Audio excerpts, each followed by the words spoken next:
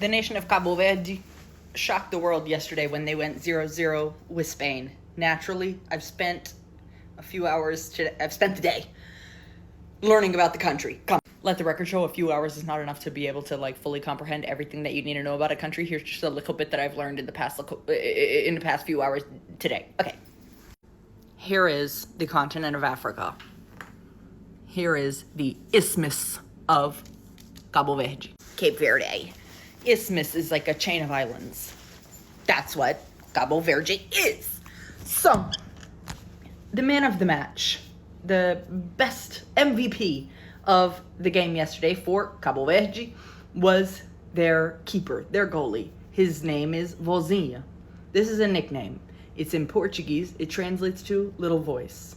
To me, this is very beautiful because it is... Cabo Verde has less than 1 million people there.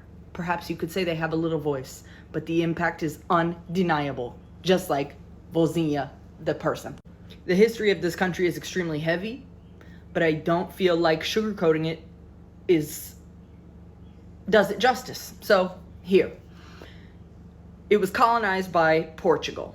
Based on just the oral history, different African tribes and things knew that those islands were there, but there were nobody set up shop there until Portugal in the 1400s. I know it's easy to be like, of course Portugal didn't say that there were people there. Listen, these people didn't have any fucking shame in terms of colonizing powers, whether it was Portugal, England, Spain, France. They tend to let you know in their literature, these savages we tamed, and there were none.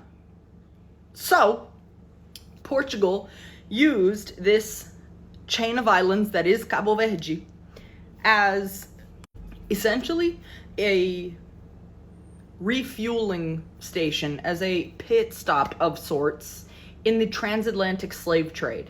In these United States, roughly 400,000 to 500,000, 400,000 to 500,000 enslaved African people were kidnapped from Africa, brought to the United States.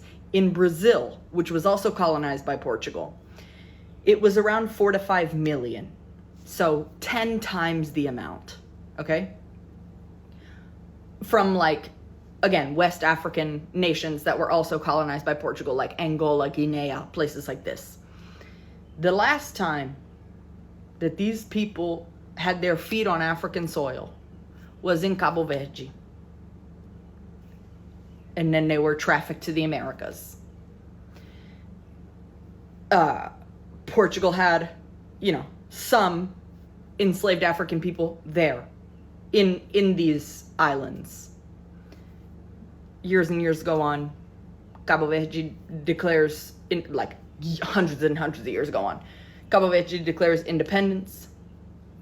The people speak Portuguese.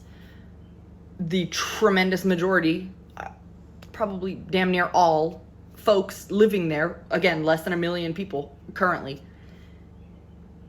are all of African descent. Again, with this depth of history in terms of how many souls went through that country. And it was the last time they were in Africa was when they were in Cabo Verde. I feel like there is so much, and I tend not to be a very woo-woo or whatever. I don't mean to be blasé when I say whoa. There is so much a spiritual depth in the history of that it's there has to be some sort of energy, ancestral something on the side of the people of Cabo Verde. Again, even if it is a vozinha, if it is the voice is small, you're gonna hear it. And it is exciting to be able to hear it through the sport of soccer, sport of football. This year at the World Cup. Really shocked the world with their game they played yesterday. And now I feel like they got the whole damn world on their side. And I don't know. Girl, you know me. I like to know the history of a place, and the history is so heavy and so much, and girl, I hope they win the whole damn thing.